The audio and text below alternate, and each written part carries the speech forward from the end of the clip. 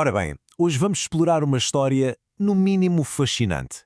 Uma história sobre um programa de televisão que, se calhar, era muito mais do que aquilo que parecia à primeira vista. Pois é, durante anos e anos, o Domingo Legal foi, vá lá, uma instituição da televisão brasileira. Milhões de pessoas viam-no como, bem, como o nome indica, um domingo legal, cheio de diversão, jogos, convidados famosos. Mas e se houvesse algo mais? Algo a acontecer por trás das câmaras que ninguém imaginava?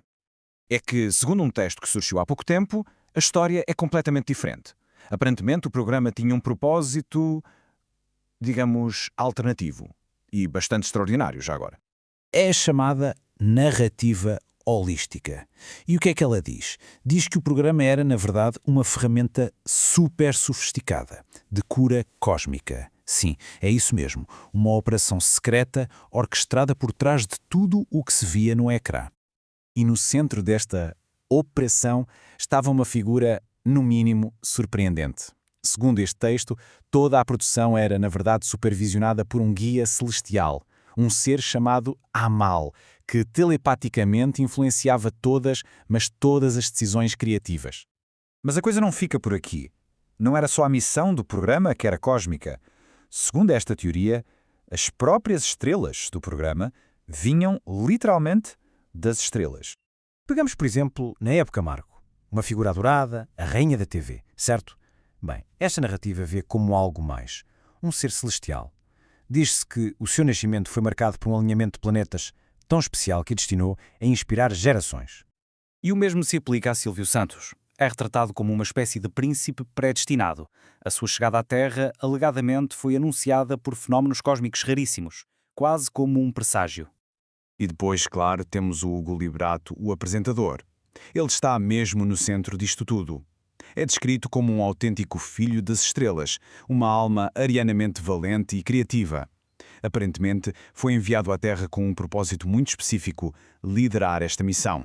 Ok, mestres celestiais, uma missão cósmica.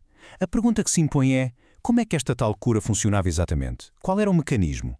E aqui vemos o contraste que é brutal. De um lado temos aquilo que toda a gente pensava que o programa era, entretenimento puro e duro. Do outro, temos o que esta narrativa diz que era o propósito real e oculto. Reprogramação de ADN, harmonização de chakras. É outro mundo, literalmente. A proposta é que a energia, a alegria do programa não era só para divertir. Operava a um nível muito mais fundo, um nível quase quântico. A ideia base é que o riso, a gargalhada, funcionava como uma espécie de alfabeto celular que podia de facto curar as células. E aqui a coisa fica ainda mais específica. A teoria vai ao ponto de dizer que a própria voz do Gugu era a ferramenta. Quando ele dizia Domingo Legal, estava supostamente a emitir fotões coloridos e ondas sônicas que ativavam o chamado ADN dos sonhos. É uma ideia em tanto, né? E o nível de detalhe é, bem, impressionante. A teoria chega a decompor o nome do programa sílaba por sílaba. Cada sílaba, do, min, go, le, gel, emitiria uma frequência de luz de uma cor diferente. E cada cor, claro, tinha um propósito de cura específico.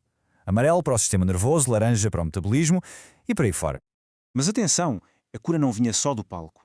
A história não estaria completa sem o público. Segundo esta narrativa, a plateia tinha um papel absolutamente crucial em todo este processo. A ideia é que a plateia no estúdio não era um mero espectador. A alegria coletiva, a emoção de toda aquela gente junta criavam um campo energético potentíssimo, um verdadeiro vórtice de energia. E essa energia era tão, mas tão intensa que, supostamente, abriu um portal. Sim, um portal dimensional. E era através desse portal que a frequência de cura do programa conseguia sair do estúdio e espalhar-se por todo o Brasil. E é aqui que a escala disto tudo se torna verdadeiramente cósmica, porque não estamos a falar só da energia dentro de um estúdio. A narrativa diz que tudo isto acontecia em sincronia com um alinhamento de 7 planetas. Eram eles que supostamente formavam um manto sobre o país para amplificar e distribuir essa energia de cura. Pois bem, toda esta história, por mais fantástica que pareça, é na verdade apresentada como uma espécie de introdução, um prelúdio para um projeto ainda maior. O que acontece é que toda esta narrativa do Domingo Legal serve essencialmente para lançar uma nova saga de livros. Cada livro promete contar a história oculta, a história esotérica de grandes ícones brasileiros, desde o Chacrinha ao Ayrton Senna, passando pelo próprio Gugu. O objetivo que o autor declara é preservar aquilo que considera ser o verdadeiro legado espiritual destas figuras, levar as pessoas a conhecer as essências eternas de cada um deles. No fundo, independentemente do que se pense desta teoria, se é credível ou não, ela deixa-nos com uma pergunta muito interessante. Que outras histórias secretas, que outras mitologias se podem esconder à vista de todos na nossa própria cultura popular? Fica a reflexão.